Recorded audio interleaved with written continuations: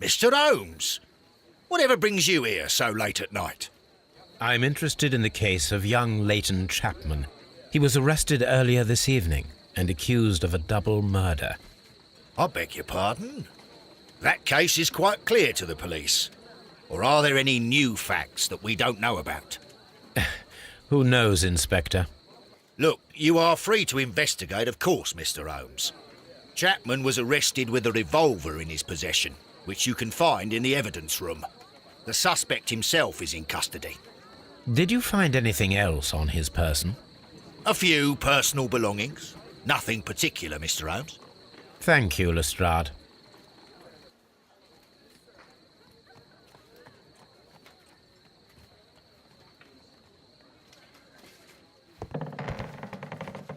I'm always wondering what's on your mind, Holmes.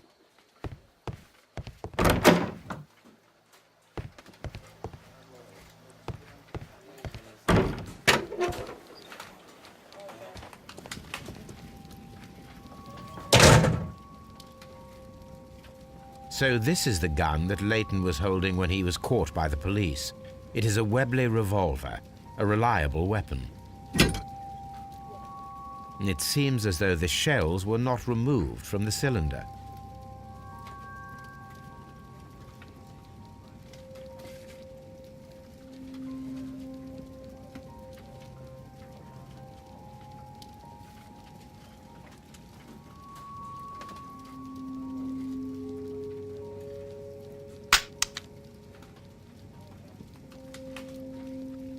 Two out of the 6 shells have been fired. There were 2 shots.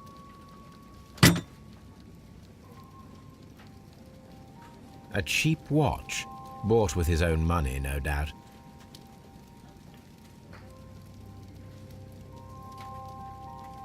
These cigarettes are filled with cheap tobacco, nothing interesting.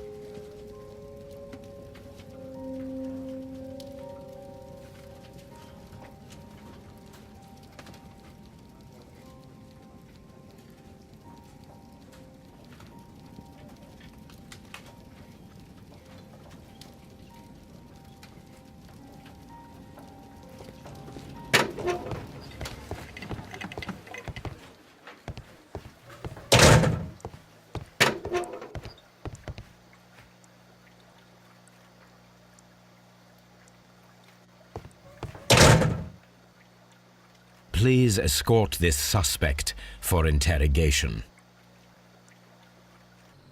Good evening, Mr. Chapman. Who are you? I've got nothing to say. It's all a mistake. Calm down, Leighton. I have come here to help you. To find out if you truly are innocent, as your younger brother Wiggins has told me. My brother? You know him? Then that means you're... Sherlock Holmes. Oh, blimey. All right, Mr. Holmes. I'll tell you everything.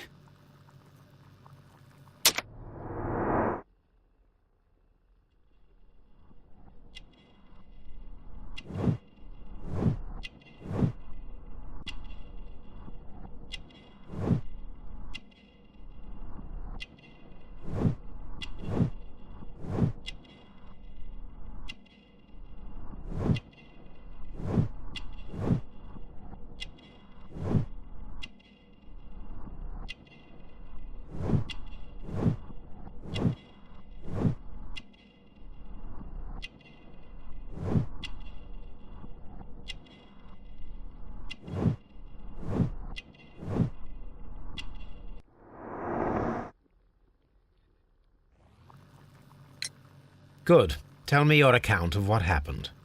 I left my work and I hurried up to see the fireworks in Whitechapel. I was late, so I decided to cut through Half Moon Street. I saw the first fireworks light up in the sky. I bumped into a constable on a corner before entering Half Moon. Then suddenly, what with all the firework flare, I saw 2 men. They were both lying flat in the middle of the street. I stopped where I was. I thought about turning back to the police, but as I was thinking of that, I saw a third person. He was leaning over the body that was furthest from me. The second I saw him, he raised his head and he stared at me. In a flash, I saw his gun. but he made a dash for it instead and he escaped through Whitechapel Street. So you might still have had time to return to the constable. I panicked. I didn't know what to do. Anyway, I approached the bodies just to see if they were still alive. I saw that one had blood pumping out of his stomach. He was dying. It was horrible. The second one was already dead. He had a hole in his head. He was holding a gun in his hand, though. I took it, and then I followed the third man. Interesting. Pray, continue. I turned a corner, and I saw the man standing in the middle of the street. He seemed to be in some sort of panic. And then, Mr. Holmes, something strange happened. I told the police and they laughed at what I said, but I swear to you, my words are true. I started running towards him. But then I was blinded by a flash. It was so bright that I hardly saw anything for a good dozen seconds. But I kept running forward. As I arrived in Whitechapel, I heard a woman screaming. And then I was caught by the police. But there wasn't a trace of that man. Of course, then they found a gun and all that blood. I couldn't see the murderer escaping and all that mess. Perhaps I was still half-blinded at that moment. A thrilling account, my young man. Leighton, are you able to describe the person whom you saw standing in Half Moon Street? Well, I wasn't able to see his face at all. It was too dark, and he was too far away. I could see his silhouette. And what about that? Nothing so special. He was wearing a jacket. He was quite average in size and his weight. I see. Was there anything else that struck you at the time? No. But perhaps it's strange, but I can't remember the sound of his footsteps as he was running away. Perhaps it was because of the fireworks or the surprise of me seeing him. Leighton, I confess I am puzzled. Why should a young lad like you take a gun from the hands of a dead man and set off in pursuit of a probable killer? I know. I keep wondering that, but at the time it was like a reflex. A criminal ought to be arrested, and he was armed. You were willing to risk your life. That was a little foolish, unless you wanted revenge. No, Mr. Holmes. I was just being brave and stupid.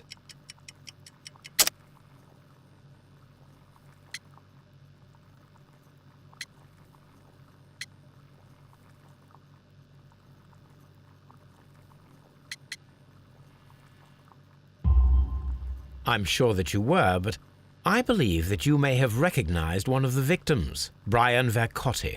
You knew that gentleman well, did you not? However could you know that? You have a typical tattoo of the Westgate Brotherhood upon your hand. I observed exactly the same mark upon Mr. Vercotti. You came to know him from your sharing a past prison sentence. Am I correct, Mr. Chapman? Oh, God. You're right, Mr. Holmes. Would you tell me a little about Brian Vercotti? We were convicted for a robbery. Once in prison, both of us joined one of these fraternities. During that year, we tried to help each other out, you know? You were quite young then, I believe. Yes, Mr. Holmes, we were. We'd only stolen a pound of meat. After we were released and when I saw what my little brother had become, I decided to work towards living an honest life. And Vercotti? He had a hard time. His sister had died in a Whitechapel dispensary while he was in prison. He had no family anymore. Our paths split. He fell back into crime. So you lost him? Yes. And for around 2 years, I heard no news of him at all. We shall see you soon, young man.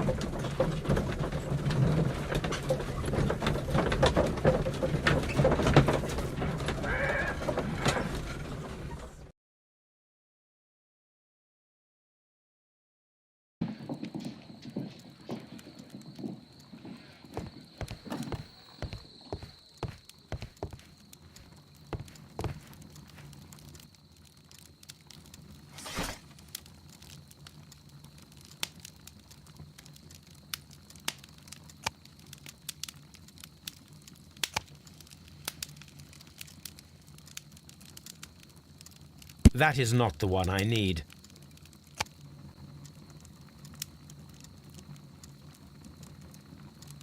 That is not the one I need.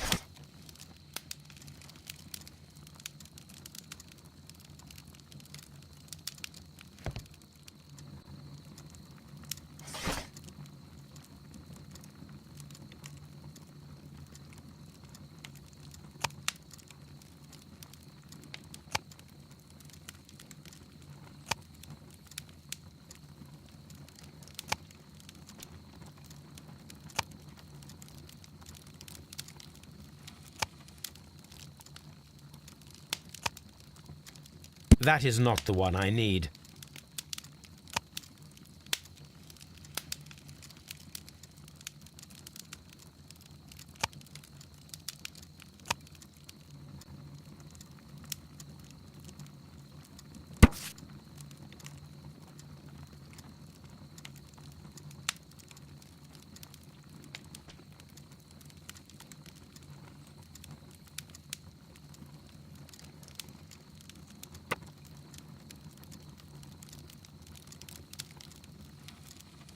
Here it is. I need to continue my research in my archives.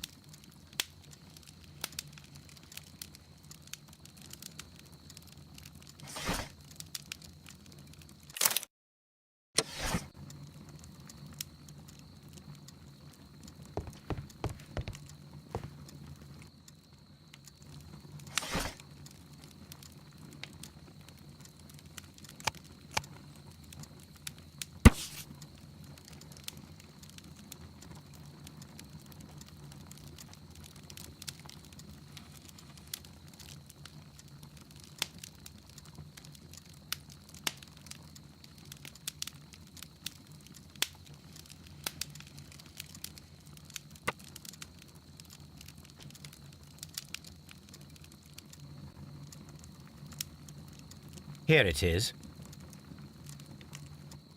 One of the victims, Kenneth Butler, was involved in the story of the stolen Hellenistic treasures. A visit to his pawn shop should tell me more.